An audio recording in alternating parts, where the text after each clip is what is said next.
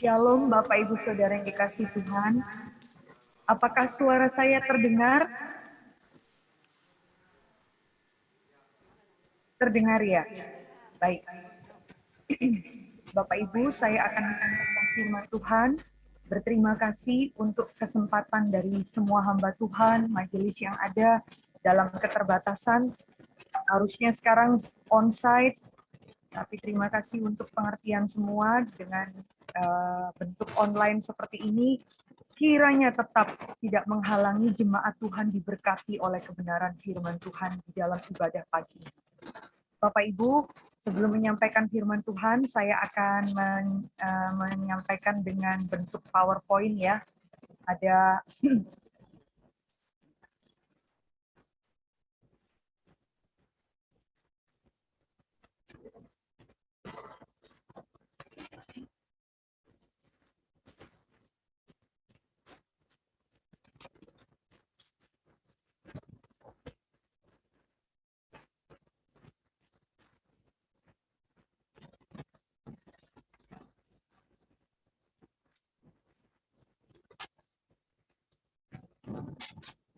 boleh nampak ya Bapak Ibu Saudara, terlihat ya. Baik, mari kita tundukkan kepala. Kita sekali lagi mohon pertolongan Tuhan untuk merenungkan firman Tuhan.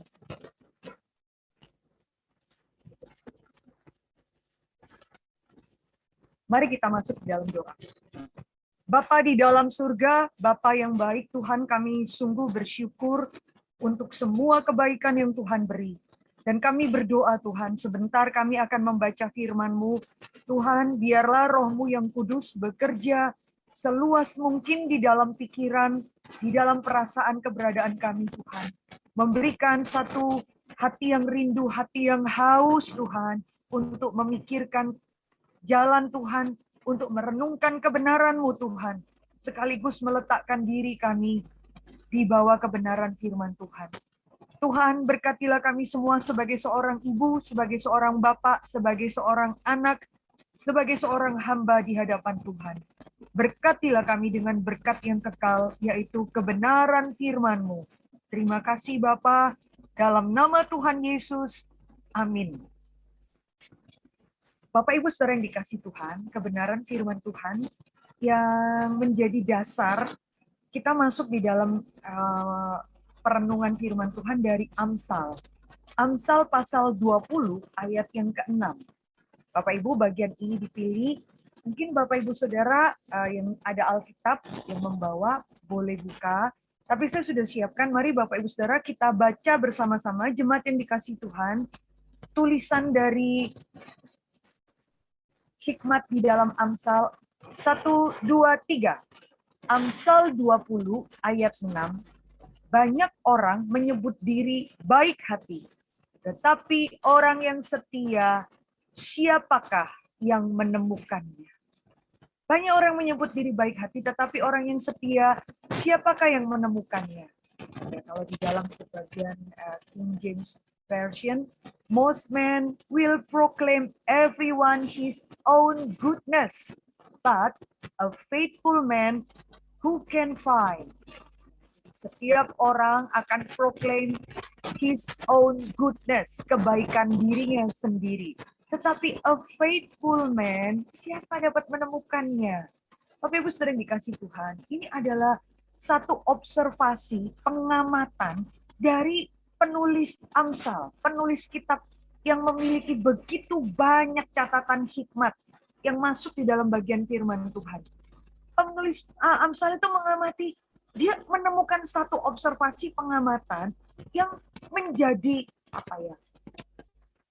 menjadi evaluasi bagi kita. Karena dia mengeluarkan kalimat yang begitu simple, banyak orang menyebut dirinya baik.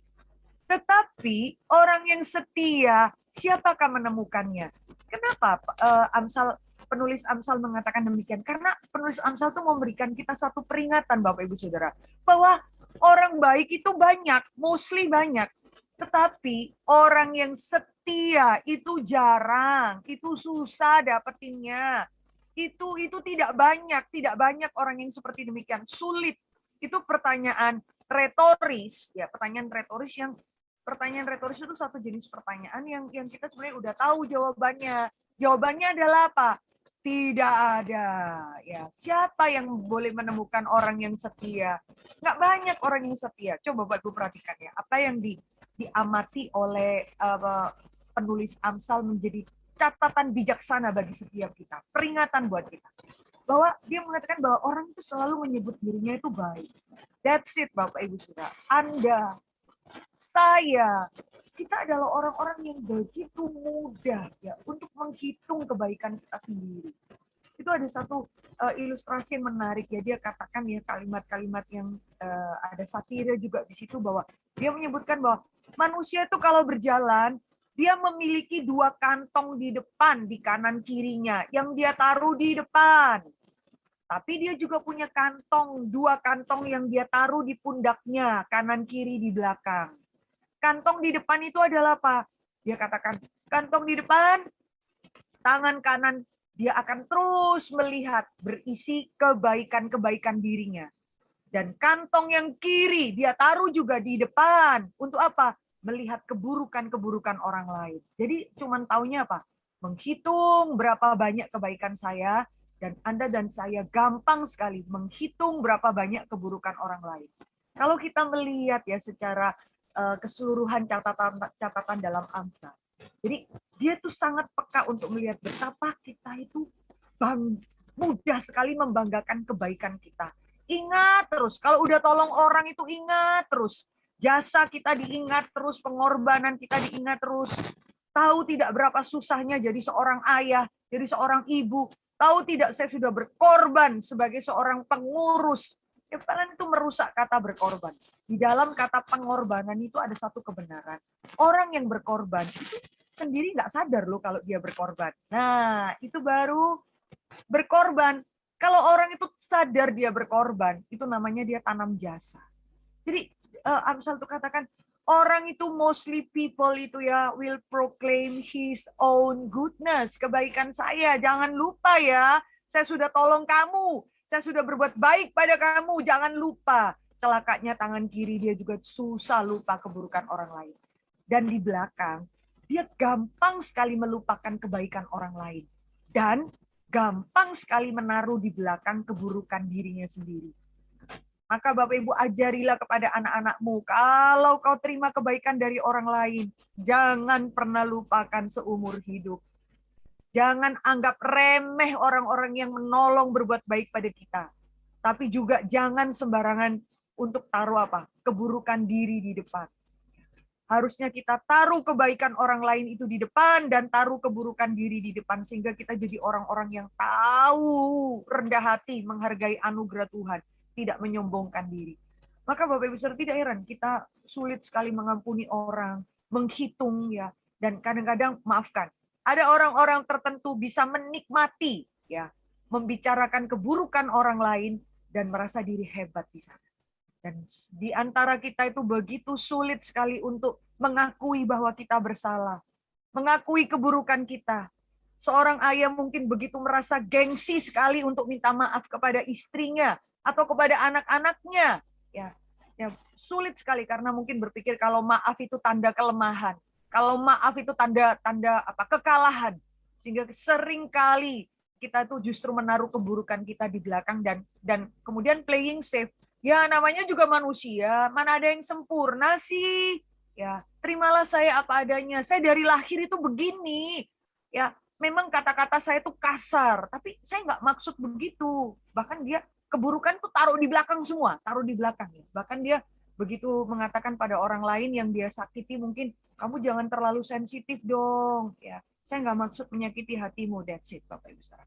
Maka kita akan melihat betapa Amsal itu juga Bapak Ibu, kalau Bapak Ibu baca di rumah ya, Amsal itu menunjukkan kepada kita betapa menakutkannya karakter kita itu setelah kita jatuh dalam dosa. Tadi Amsal 20 ayat 6, ya, banyak orang menyebut diri baik, tetapi orang yang setia, siapakah yang menemukannya? Bapak Ibu kalau lihat 3 ayat selanjutnya,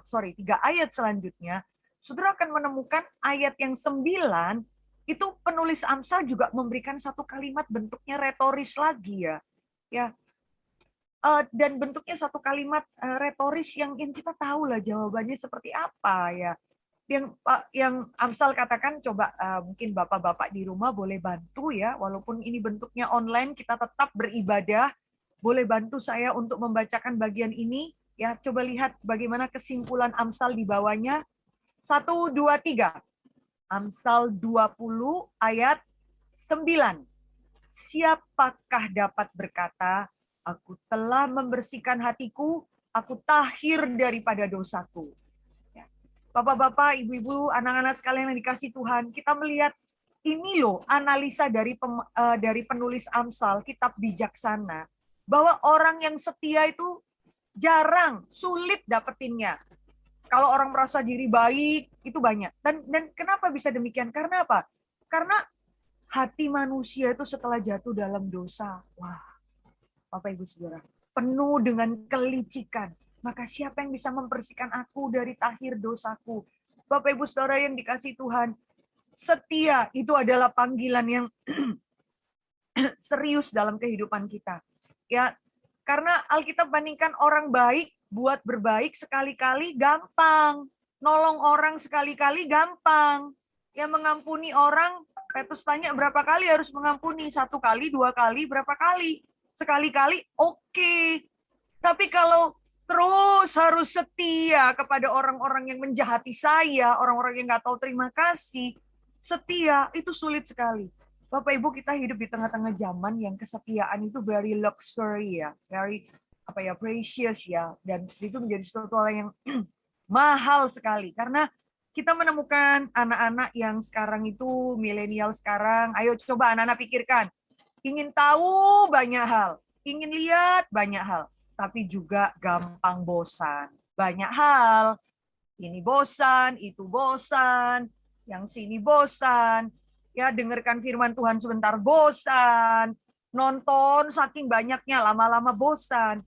Kita hidup di tengah-tengah generasi yang gampang bosan, tidak bisa tahan, tidak bisa belajar lama-lama, ya. Anak-anak yang kita menemukan juga di dalam kehidupan yang sangat konsumerisme ini, setia itu sulit karena barangmu rusak dikit, nah, ganti baru. Kamu nggak perlu lagi cari ke toko kemana, kamu tinggal buka online, whatever di situ dan cari free ongkir, murah banget kan? Ya, jadi gampang barang rusak buang, selesai, ganti yang baru, begitu ya. Sehingga bahkan kita akan menemukan cara manusia memperlakukan barang, itu juga terbawa dengan cara manusia memperlakukan sesama dan memperlakukan Tuhan. Ya, sulit sekali manusia untuk menjadi setia. Kita akan menemukan anak-anak generasi sekarang ini. Bapak Ibu perhatikan ya, anak-anak kita yang sudah bekerja, ya, generasi yang milenial, generasi Z saat ini tuh orang-orang yang masuk di dalam dunia kerja setahun 2 tahun, bosen. Mereka katakan, ini nggak sesuai dengan passion saya. Passionnya, mereka tidak pernah mau belajar menyangkal diri, tekun. Bapak Ibu, saya bertemu dengan beberapa orang anak jemaat kami ya Bapak Ibu yang bergumul. Di tempat kerja dia, gajinya di dalam hanya hitungan bulan, dia sudah bisa membeli ini itu, bahkan mencicil mobil. Dia, saya lihat sangat diberkati luar biasa. Beda dengan kita dulu Bapak Ibu Saudara. Kalau bisa kerja ya kita nggak berani ngomel. Waduh kok tempatnya, ruangannya nggak cozy ya, nggak bikin nyaman saya ya. Yang kok banyak tekanan.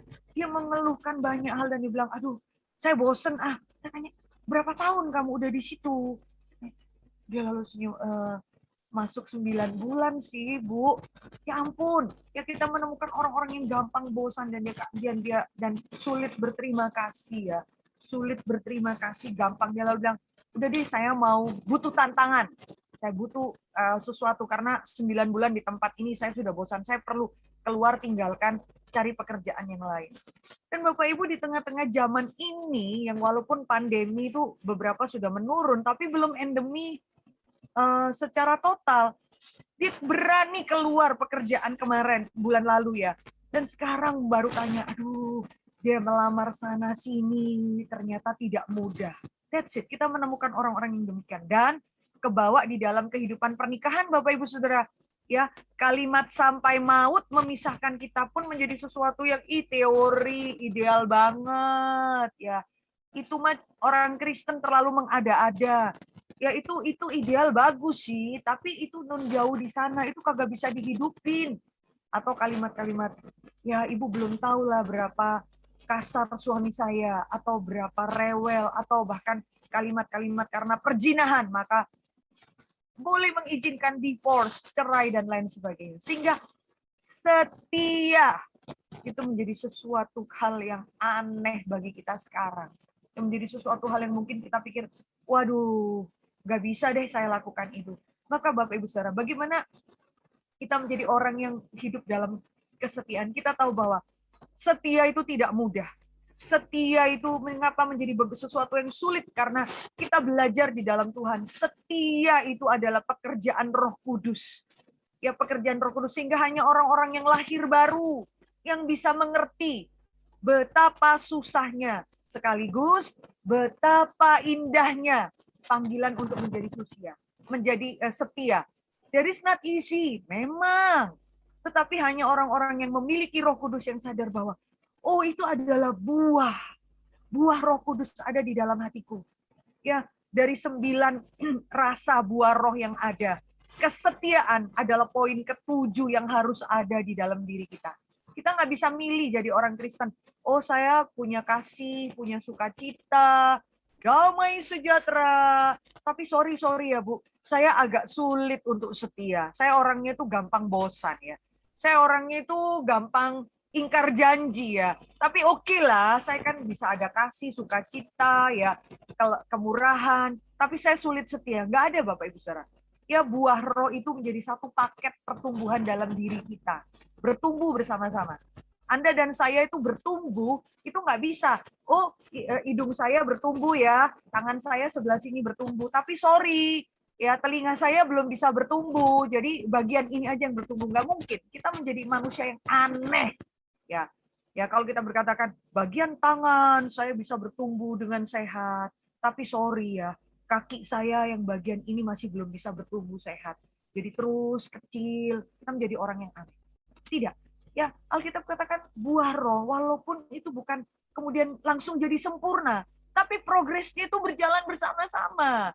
Harus ada kasih, pelan-pelan bertumbuh sedikit demi sedikit, dan kesetiaan juga harus ada di sana. Itu penting, itu pekerjaan Roh Kudus di dalam diri kita, Bapak Ibu Saudara. Terus mengingatkan kita. Sehingga, Bapak Ibu, bagaimana kita bisa setia? Jangan takut, jangan selalu menganggap kesetiaan itu sebagai sesuatu yang terlalu ideal. Ya. Kita melihat bahwa panggilan kesetiaan itu adalah tanda ada Allah di dalam hidupmu dan di dalam hidupku. Kita tidak sendirian. Ya, kita setia, tadi liturgis itu memimpin kita dengan sangat baik ya. Dia memberikan satu ingatan bahwa diulang sampai 3 kali ya. Itu repetition, itu selalu ada penekanan. Dia katakan, karena engkau lebih dahulu. Jangan lupa jemaat sekalian, Tuhan lebih dulu. Ya, saya walaupun ikut online, saya mengamati kata-katanya dan dia katakan, lebih dulu. Allah itu lebih dulu setia pada kita. Pujian yang dinyanyikan, tadi lagunya gimana? Karena ku menyembahmu, Allah yang setia. That's it. Anda dan saya nggak mungkin bisa setia kalau kesetiaan itu bergantung pada emosi kita, bergantung pada perasaan kita, bergantung pada situasi. Hancurlah kita. Kita nggak mungkin bisa setia berdasar perlakuan orang lain terhadap saya. Sehingga ada seorang ibu berani katakan, jangan lupa Bu Mercy, saya ini menuntut cerai karena dia selingkuh duluan. Ya. Dia perlakukan saya tidak setia. Maka saya boleh dong berlaku tidak setia juga. Ya. Saya ceraikan dia, atau bahkan sebelum bercerai, saya cari pria lain, kira-kira demikian. Manusia itu seperti itu, Bapak Ibu Saudara. Mata ganti mata, gigi ganti gigi. Ya, saya setia kepada kamu kalau kamu setia juga sama saya. Take care me, ya. Dengan apa? Handle me with care, gitu ya. Hati-hati perlakukan. Kalau kamu sampai berani senggol saya sampai pecah, hati saya sampai remuk, saya balas kamu. Itu manusia demikian. Kita nggak mungkin Nggak mungkin berdasarkan emosi kita. Berubah-ubah emosi manusia itu Bapak Ibu Saudara, menakutkan. Hari ini happy, romantis, wah besok jadi kasar, benci, marah, dendam. Tidak bisa jadi dasar. Maka yang menjadi dasar itu ingatan kita sederhana seumur hidup kita. Kita setia karena Allah itu lebih dulu setia pada kita. Ini di dalam kekristenan. Di dalam agama lain, Allah mereka akan berlaku setia kalau melihat perbuatan baikmu. Kalau kamu setia, beramal, berdoa, berpuasa, oke, saya berkati kamu. Jadi Allahnya pasif. Allahnya bergantung kamu, respon Anda dan saya. Tapi Allah di dalam Alkitab tidak pernah pasif. Allah selalu aktif, selalu inisiatif. Lebih dulu, lebih dulu. Allah yang kita sembah itu lebih dulu setia. Sebelum kita berpikir, hah, saya mesti setia padamu ya Tuhan. Tuhan sudah lebih dulu setia pada kita. Karena tidak heran Paulus di dalam perjanjian baru itu memberikan satu pengertian pada kita, ayat yang sudah saya tuliskan, semoga Bapak Ibu Saudara bisa lihat juga ya. 2 Timotius 2 ayat 13. Bahkan jikalau kita tidak setia, dia tetap setia. Kenapa? Karena dia tidak dapat menyangkal dirinya. Oh, inilah karakter Allah kita. Allah kita itu kasih, panjang sabar. Allah kita itu adil, kudus, mulia. Tapi semua karakter yang indah itu diikat oleh satu karakter, bahwa dia setia. Kalau Allah mengasihi, setia, tidak on-off seperti Anda dan saya. Kalau Allah itu kudus, setia, Anda dan saya bisa satu kali itu suci, kemudian nanti jatuh dalam dosa. Ya, pikiran kotor, najis. Ya, lalu nanti kita pikir lagi saat teduh, ada dalam kondisi pikiran suci, bersih, beribadah. Nanti keluar, parkir, ada orang yang nyerempet kita, keluar kata makian, kita bisa tidak suci lagi, kita bisa on-off. Tetapi Allah itu kudus, kasih, mulia, bertahan, tidak berubah. Karena apa? Karena dia setia. Allah kita tidak berubah karena dia adalah Allah yang setia. Kenapa? Karena itu esensi diri Allah, karakter diri Allah, ansih di dalam diri Allah. Dia itu adalah Allah yang setia. Maka Bapak Ibu Saudara yang dikasihi Tuhan, Alkitab itu mengingatkan kita bahwa ajaibnya kita itu setia kepada Allah, karena Allah yang kita sembah itu setianya dia memberikan diri dia, merendahkan diri dari atas karakternya yang setia. Untuk apa? Mengikat dirinya dengan Anda dan saya, manusia berkaki dua ini, ciptaan. Pencipta itu mengikatkan dirinya kepada Anda dan saya dengan kata apa? Perjanjian. Covenant. Allah itu mengatakan, hai manusia, aku setia kepadamu. Jangan ragukan kasihku. Jangan ragukan kesetiaanku, karena aku mengikat diri dengan covenant, perjanjian.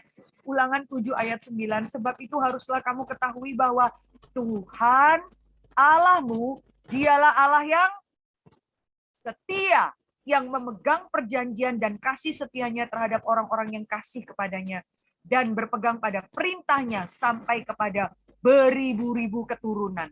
Ini janji berkat. Orang-orang yang setia mengikut Tuhan, Tuhan janjikan kepada dia, bukan cuma dia yang diberkati, keturunannya akan diberkati. Ya, beribu-ribu itu satu gambaran tidak berkesudahan kasih setia Tuhan. Kamu dan keturunanmu akan dipelihara oleh Tuhan. Bapak Ibu, ya jangan meragukan kesetiaan Tuhan. Karena Bapak Ibu tahu tidak indahnya ya di dalam Alkitab bahwa Allah waktu setia, itu Allah mengikat diri dengan perjanjian. Bapak Ibu, konsep kata perjanjian itu di dalam budaya perjanjian lama, budaya Alkitab khususnya perjanjian lama, itu gambarannya seperti raja besar, itu mengikat perjanjian dengan raja kecil. Raja besar berjanji akan melindungi raja kecil, biasanya raja-raja jajahan ya, yang kecil-kecil, bahwa aku raja utama, raja besar, akan memelihara kerajaan yang kecil. Rajanya, rakyatnya akan saya suplai, beri makanan. Tentaraku akan menjaga daerah kerajaan yang kecil-kecil. Dan kamu harus setia padaku. Dan kalau raja kecil itu sampai kemudian tidak setia kepada raja yang besar, maka raja yang besar memiliki hak untuk bunuh raja kecil itu dan menghancurkan seluruh kerajaan itu. Nah, konsep ini Bapak Ibu, konsep perjanjian ini itu kebiasaan di dalam perjanjian lama. Waktu Allah, aku memegang perjanjian, dia pakai konsep raja-raja. Dan Allah yang raja besar itu mengikat perjanjian dengan cara apa? Wah, Bapak Ibu, indah loh konsep Allah mengikat perjanjian itu. Ini sangat dimengerti oleh siapa? Abraham. Bapak Ibu tahu tidak? Abraham, nanti Bapak Ibu baca di rumah ya. Ya, kita waktunya itu sedikit sekali. Di dalam Kejadian 15 ayat 8 sampai 12 itu Abraham mulai ragu-ragu janji Tuhan. Tuhan, saya sudah mau mati, Tuhan nggak punya anak. Katanya Tuhan mau kasih saya berkat keturunan. Ya sudahlah Tuhan, kasihkan saja berkat itu kepada Elimelek pembantu saya. Tapi Tuhan perintahkan tidak, Abraham keluar. Nanti Bapak Ibu cek ya kata-kata saya, itu indah sekali bagian itu. Tuhan katakan, lihat bintang di langit, dan aku janji bahwa aku akan setia padamu. Walaupun Abraham butuh 25 tahun menunggu janji Tuhan. Dan caranya Tuhan mengatakan pada Abraham itu apa? Tuhan perintahkan Abraham keluar. Mungkin boleh ada satu orang nih di situ, boleh bacakan bagian ini, sepertinya perlu dibaca ya. Kejadian pasal 15 ayat 8 sampai dengan ayat 12. Boleh bantu ada di sana untuk baca, silahkan. Pengurus apa siapa di sana yang ada mic, bantu baca untuk semua jemaat Tuhan, silahkan.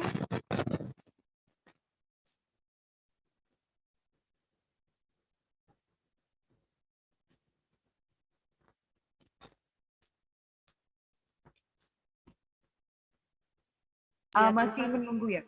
Boleh lebih cepat? Oke.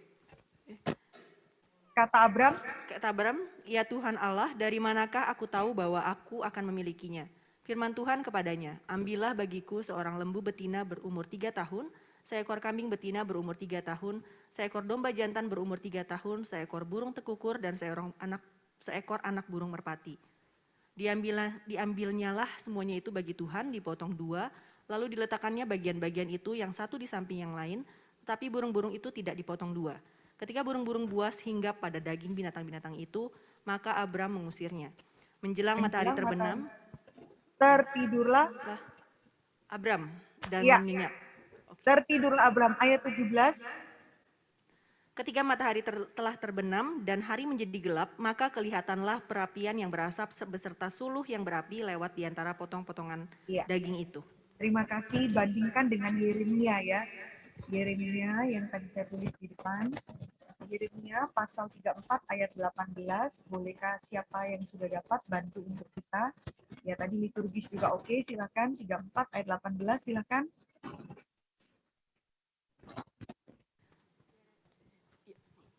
Tes. Yeremia 34 ayat 18.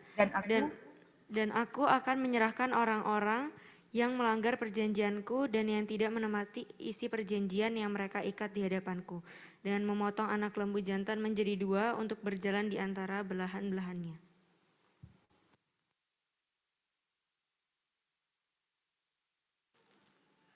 Ibu masih di itu di budan-budan perjanjian lama.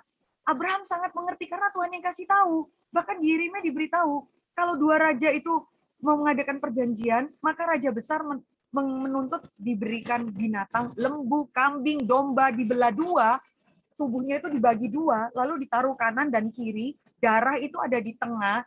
Lalu apa? Lalu raja kecil yang berjalan di tengah, tapak kaki raja kecil berjalan di tengah darah itu menjadi lambang bahwa saya akan setia pada perjanjian ini. Tadi Bapak Ibu lihat yang Yeremia, Alkitab katakan jikalau raja kecil itu tidak setia pada perjanjian, maka dia akan dibunuh. Dia berjalan di tengah. Tapi Bapak Ibu lihat ya, Abraham ketika Tuhan mengikat perjanjian, dia mulai kecewa pada Tuhan, mulai ragu-ragu. Tuhan konfirmasi lagi, Tuhan perintahkan dia membagi 2 binatang. Lalu apa yang terjadi? Abraham dibuat Tuhan tidur. Itu kalimat Abraham terlelap tidur itu bukan karena dia kecapean lalu dia tidur. Bapak Ibu kalau lihat kata tidur di situ persis seperti Tuhan membuat Adam itu tidur. Jadi bukan kebetulan. Abraham dibuat tidur supaya apa? Ternyata ketika matahari terbenam, ayat 17 yang dibaca liturgis tadi adalah apa? Ternyata suluh api itu berjalan di tengah. Suluh apinya siapa? suluh api Tuhan berjalan di tengah. Oh, itulah arti kasih karunia. Abraham sangat mengerti. Harusnya Abraham itu sebagai raja yang lebih kecil, dia yang berjalan di tengah tapak kakinya. Tetapi Tuhan yang berjalan, Abrahamnya dibuat Tuhan tertidur. Tuhan yang berjalan di tengah. Bapak Ibu Saudara, raja besar itu mengambil porsi raja kecil, dia berjalan di tengah. Menjadi satu gambaran bahwa Tuhan yang mengikat janji, Tuhan juga berkata, kalau aku melanggar janji ini, maka aku akan disembelih jadi dua, persis seperti binatang ini. Itu konsep anugerah yang indah di dalam perjanjian lama, Bapak Ibu Saudara. Sehingga kalau Bapak Ibu perhatikan kejadian 15 tadi itu, Abraham bangun kaget sekali. Dia menyadari, oh Tuhan, Engkau yang melayani saya. Harusnya saya yang berjalan, tapi api dari Tuhan berjalan di tengah. Dan Tuhan mengikat perjanjian, aku akan menanggung semua kesalahan Abraham. Karena apa? Karena ayat 15 itu langsung, pasal 15 itu ayat di bawahnya, saudara akan menemukan Abraham mengambil Hagar sebagai istrinya. Abraham yang merusak perjanjian itu, dia nggak tahan menunggu janji Tuhan. Dia menunggu lama dari Sarah, lalu dia ambil Hagar menurut keinginannya dia sendiri. Dan di situ, Bapak Ibu Saudara, bukan Abraham yang dihukum.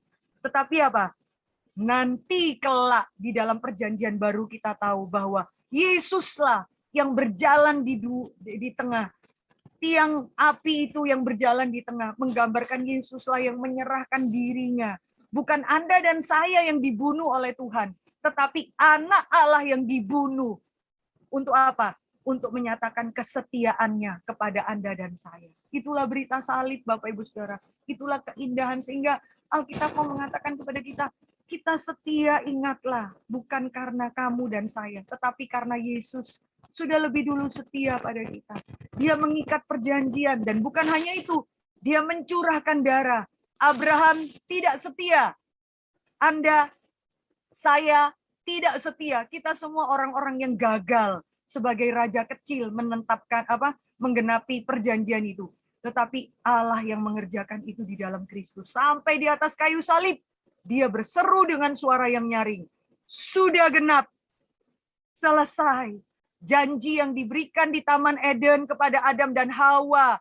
Juru selamat itu akan lahir meremukkan kepala si ular. Ribuan tahun kemudian, janji itu sudah genap. Maka Bapak Ibu, panggilan hidup kita kesetiaan jangan melihat kepada manusia. Arahkanlah matamu kepada Kristus, melihat di atas kayu salib. Dia dengan suara nyaring menyatakan kemenangan bahwa kasih Allah setia. Di atas kayu salib, Allah Bapa meninggalkan Yesus. Supaya apa? Supaya Anda dan saya tidak akan pernah ditinggalkan oleh Allah Bapa. Yesus yang sudah menanggungnya. Kedua, panggilan hidup kesetiaan Bapak Ibu justru kita butuhkan pada saat kita mengalami tantangan dan kesulitan. Heran Bapak Ibu Saudara ya, pada waktu kita menghadapi kenyamanan, ya kita selalu kepingin, aduh kalau bisa ini berjalan selama-lamanya dalam hidup saya. Sehat, kaya raya, terkenal, nggak ada masalah. Tapi kalau kita menghadapi tantangan, ya menghadapi kesulitan, penderitaan, sakit penyakit, ketidakadilan, waduh kita sulit sekali untuk menjadi setia. Kalau kondisi nyaman, gampang bagi kita untuk setia, ya gampang sekali ikut Tuhan di dalam kondisi nyaman. Waduh, di sini senang, di sana senang, di mana-mana hatiku senang. Kita gampang untuk setia. Tapi ketika mendapat tantangan, kesulitan, tidak mudah untuk menjadi setia. Bapak Ibu, lagu besar setiamu, besar setiamu. Kita itu betul-betul mengaminkan lagu ya yang bicara tentang kesetiaan Allah pada saat apa? Waktu kita sehat, waktu kita kaya, makmur, nyanyi lagu itu bisa sambil ngantuk-ngantuk kadang-kadang Bapak Ibu Saudara. Tapi pada waktu kanker menggerogoti tubuh kita, pada waktu suami membuang kita, pada waktu kita disalah mengerti oleh keluarga kita, mengalami ketidakadilan di dalam kantor kita, waktu kita menyanyikan lagu-lagu, Engkau setia ya Tuhan, Engkau setia ya, kasih setiamu yang menopang saya, besar setiamu tiap hari nampak rahmat baru, kata Ratapan ya. Kasih setia Tuhan itu diberikan selalu baru setiap hari. Itu terasa pada waktu apa? Pada waktu Anda dan saya mengalami tantangan, mengalami kesulitan yang paling berat. Bapak Ibu, orang yang sangat mengerti kasih setia Allah itu justru dari orang Moab, orang kafir, seperti Rut. Kita melihat satu kisah bagaimana Naomi mengikuti suaminya untuk pergi tinggalkan Bethlehem, pergi ke daerah Moab. Dan di sana justru dia mengalami suaminya mati, anaknya Mahlon dan Kilion mati. Tetapi di dalam kondisi yang begitu penuh penderitaan, 2 anak laki mati, suaminya mati. Tuhan mengizinkan Naomi memiliki 2 menantu yang sangat mengasihi dia. Satu Orpa, satu Rut. Anda tahu kisah yang indah itu bukan? Rut adalah orang yang berbakti kepada mertuanya. Bapak Ibu, inilah cara Tuhan memelihara kita.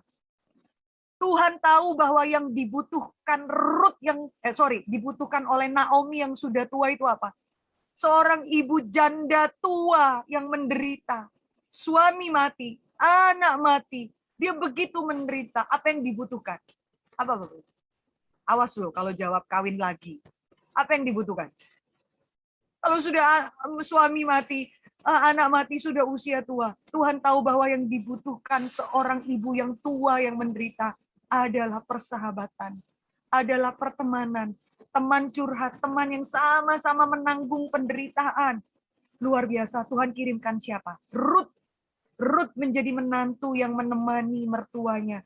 Dan dia berani berkata kepada Naomi ketika Naomi mengusir dia pulang, sudah kembali saja ke tempatmu, saya mau balik lagi ke Israel.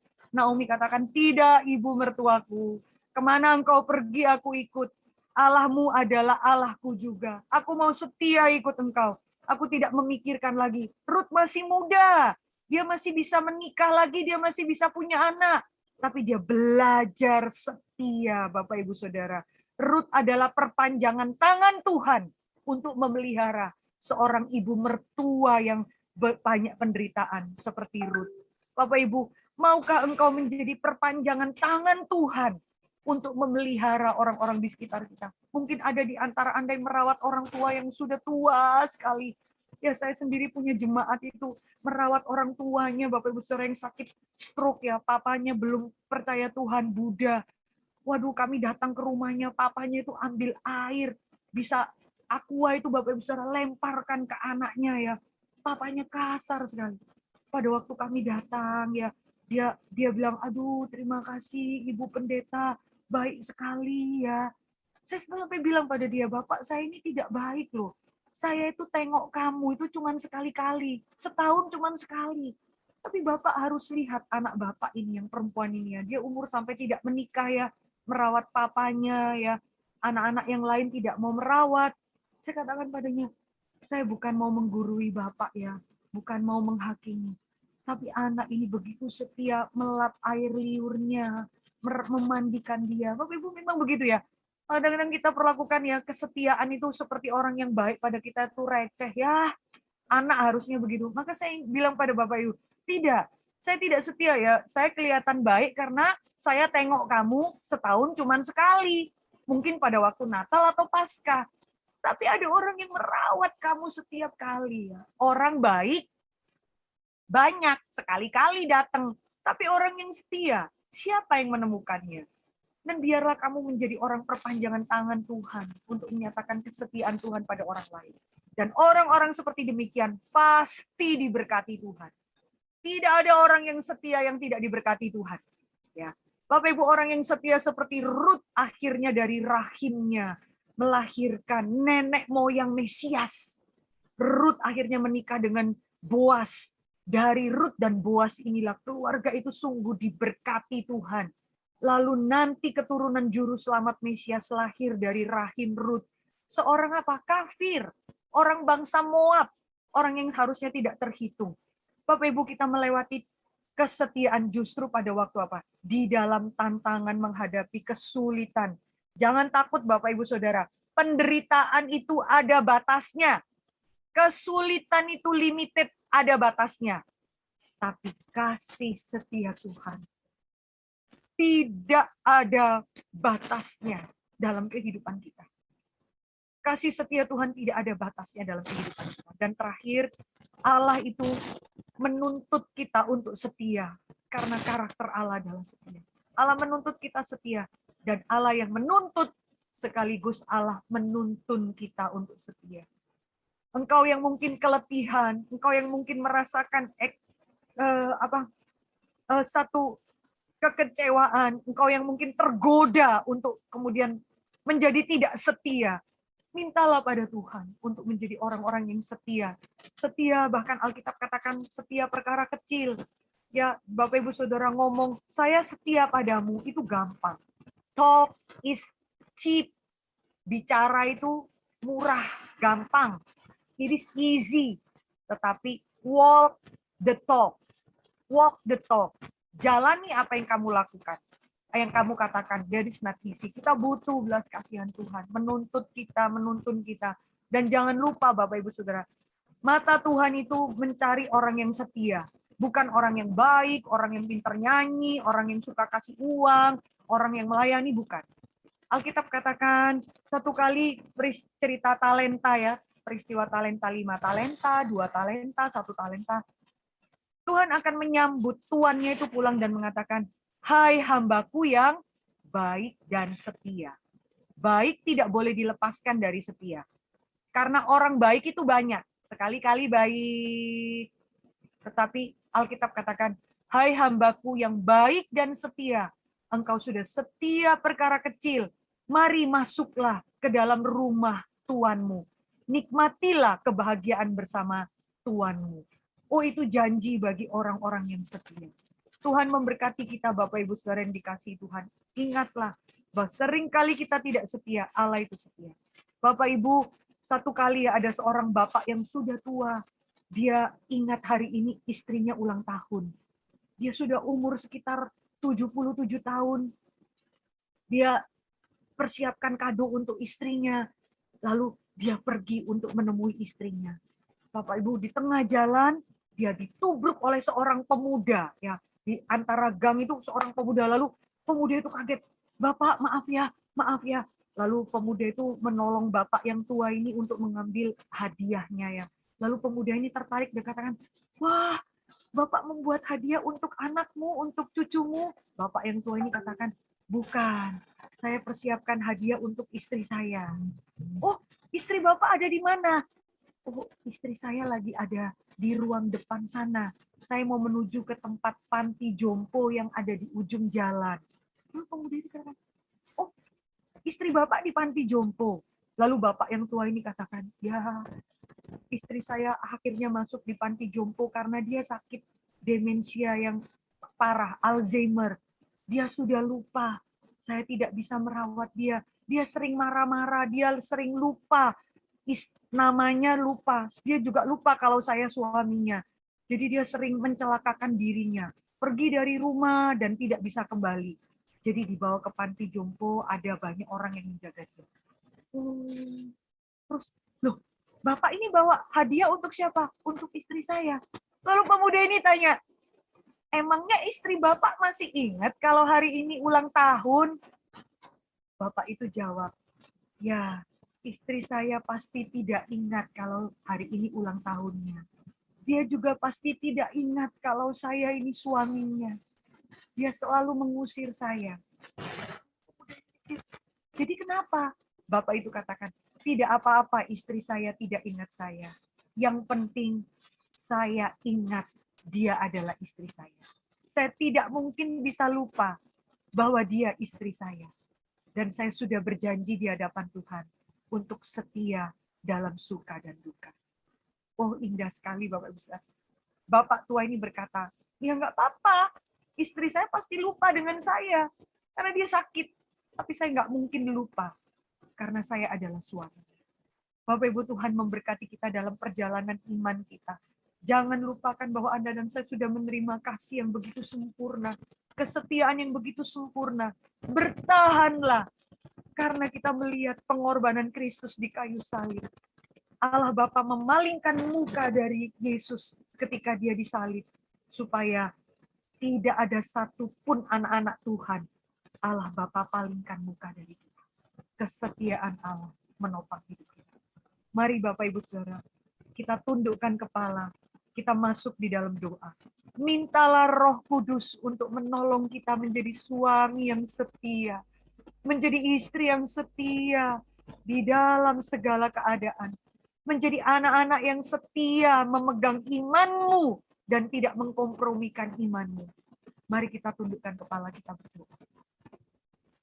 Bapa di dalam surga, terima kasih Tuhan untuk kebenaran firman Tuhan. Terima kasih bahwa kami ini sungguh diberkati Tuhan. Kami sungguh orang yang berbahagia karena kami memiliki Allah yang begitu agung dan mulia. Engkau memberikan kesetiaan dengan darah yang tercurah bagi orang-orang yang tidak setia seperti kami ini ya Tuhan. Sehingga di dalam semua cacat celah, di dalam semua kerapuhan kami, kegagalan-kegagalan kami boleh selangkah demi selangkah hidup di dalam kesetiaan. Karena tahu Tuhan yang menopang kami, Tuhan yang menarik kami. Tuhan berkatilah jemaat Tuhan di BCS Serpong dalam segala pergumulan-pergumulan mereka. Tolong Tuhan jangan sampai mereka kehilangan kesetiaan mengikut Engkau. Jangan sampai mereka tergoda berpikir untuk menjadi kecewa, menjadi tawar hati meragukan Tuhan, bahkan meninggalkan Tuhan. Berkati kami ya Tuhan, menjadi orang-orang yang berpegang teguh kepada kesetiaan-Mu dan menikmati janji berkat di dalam kehidupan kami. Terima kasih Bapa, dalam nama Tuhan kami Yesus Kristus. Amin. Tuhan memberkati kita jemaat sekalian.